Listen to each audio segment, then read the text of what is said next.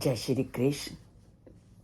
युद्ध स्थल का ये संपूर्ण वर्णन धृतराष्ट्र को संजय बता रहे हैं और अर्जुन के मन में जो जो विचार उत्पन्न हुए, अर्जुन जिस मोह से ग्रस्त हुआ, अर्जुन के मन की संवेदनाओं का भी संजय ने बहुत विस्तृत रूप से धृतराष्ट्र को वर्णन किया। अब युद्ध स्थल में अर्जुन की इस विकट परिस्थिति को बताने के पश्चात वो अर्जुन के किस रूप का वर्णन करते हैं। वो कहते हैं कि एवं उक्त्वा अर्जुनः संख्ये रथो उपस्थः उपाविशत् विसृज्य सशरम चापम शोक संविग मानसः। अब धृतराष्ट्र को जब अर्जुन की पूरी मोह अवस्था का, उसकी पूरी संवेदना का संजय ने वर्णन किया, तो अब अंत में अर्जुन के साथ क्या हुआ और अर्जुन ने क्या किया उसका वर्णन संजय धृतराष्ट्र को करते हुए कहते हैं कि इस प्रकार अर्जुन ने अपने धनुष और बाण को एक और रख दिया, क्योंकि वो इतनी बुरी तरह से मोह से घिरा हुआ था कि वो किसी भी परिस्थिति में इस युद्ध को नहीं करना चाहता था। इसलिए उन्होंने क्या किया, अब धनुष और बाण को उतारा और एक कोने में रख दिया और शोक से घिरा हुआ वो धम्म होकर रथ के आसन पर बैठ गया और पूरी तरह से अर्जुन का मन शोक और दुख से भर उठा कि मैंने ये क्या किया जो इस युद्ध को करने के लिए तैयार हो गया।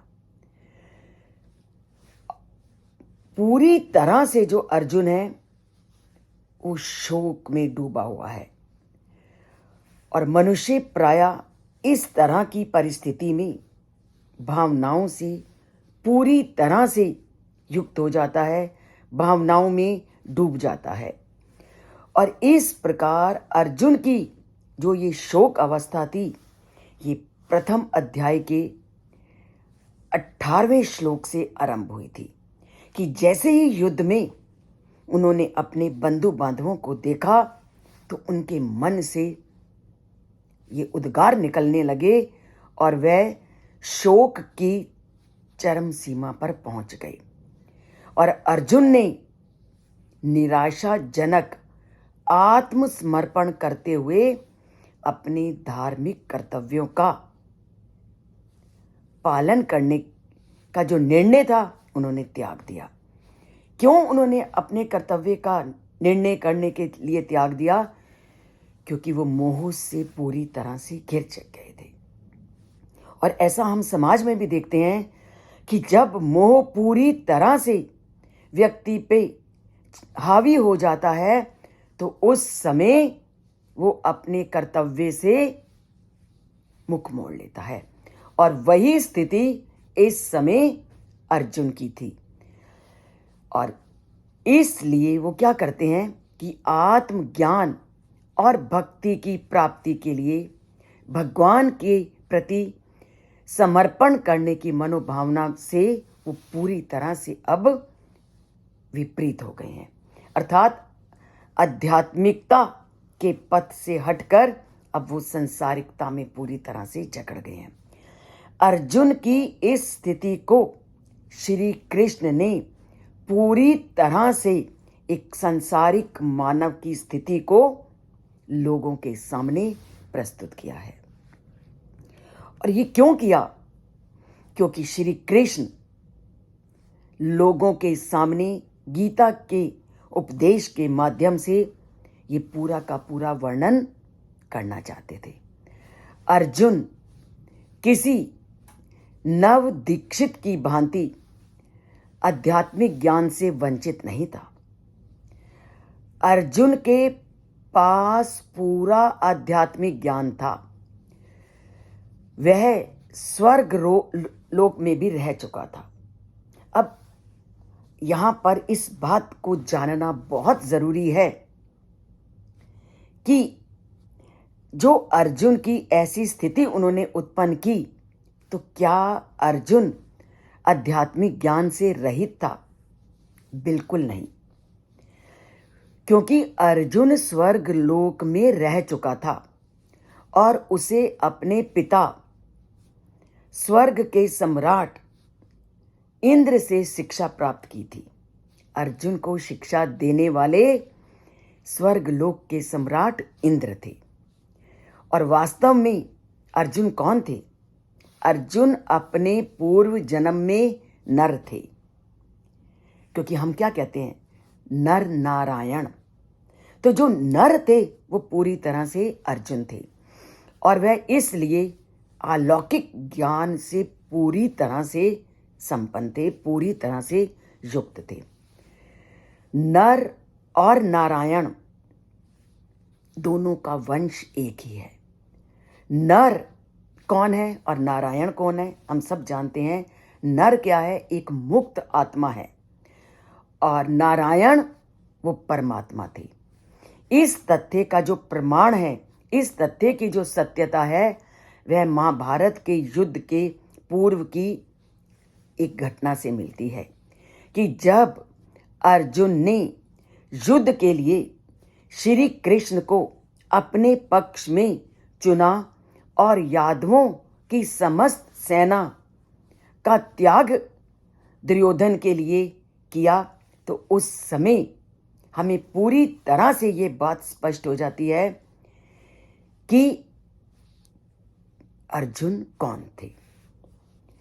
इसका दृढ़ विश्वास था, अर्जुन का ये दृढ़ विश्वास था कि यदि युद्ध क्षेत्र में भगवान उनके पक्ष में होंगे तो वे कभी पराजित नहीं होंगे।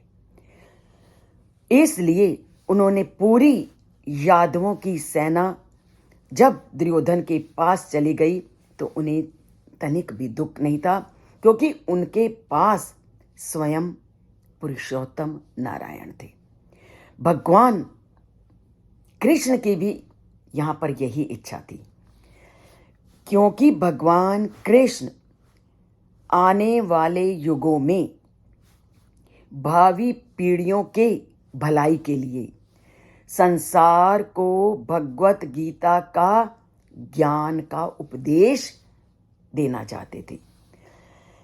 इसलिए जैसे ही उन्हें अनुकूल अवसर दिखा तो श्री कृष्ण ने अर्जुन के मन की व्याकुलता को उत्पन्न किया।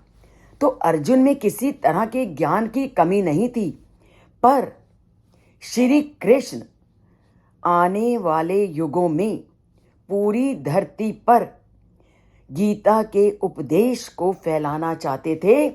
इसलिए उन्होंने अर्जुन को पूरी तरह से मोहग्रस्त दिखाया, क्योंकि अर्जुन के माध्यम से वो पूरे संसार के लोगों को ये बताना चाहते थे कि चाहे कैसी भी परिस्थिति आए, अगर जो तुम्हारा कर्तव्य है, तुम्हारा जो कार्य है, वो तुम्हें करना ही है। पूरी सृष्टि को, आने वाली नई पीढ़ी को ज्ञान देने के लिए उस परम पिता परमात्मा ने उस अर्जुन के मन को पूरी तरह से मोह से युक्त कर दिया, व्याकुलता से युक्त कर दिया, जो परिस्थिति हम सब मानव की होती है। क्योंकि जब तक ऐसी परिस्थिति नहीं आएगी तो जो वो लोगों को बताना चाहते हैं वो नहीं बता पाएंगे, और लोगों को जो जागृत करना है वो नहीं कर पाएंगे। तो अब अर्जुन की मोहमय स्थिति का वर्णन करके अब अर्जुन को इस मोह से निकालने के लिए और सामान्य मानव को इस मोह से निकालने के लिए वो लोगों के सामने क्या उदाहरण रखते हैं, क्या कहते हैं, उसे हम कल से आने वाले श्लोकों के माध्यम से जानेंगे। क्योंकि वो ज्ञान, वो शिक्षा अगर हमने जीवन को सुचारू रूप से चलाना है तो वो ज्ञान, वो शिक्षा बहुत ज़रूरी है। तो कल से जानेंगे उस ज्ञान को जो हमारी जीवन धारा को परिवर्तित करता है, पर वो तभी अगर आप चैनल से जुड़ोगे। जीवन को परिवर्तित करना है तो चैनल से जुड़िए अगर अभी तक सब्सक्राइब नहीं किया, और गीता के उस अनमोल खजाने को प्राप्त कीजिए जो श्री कृष्ण ने अर्जुन के माध्यम से पूरी जनजाति में फैलाया।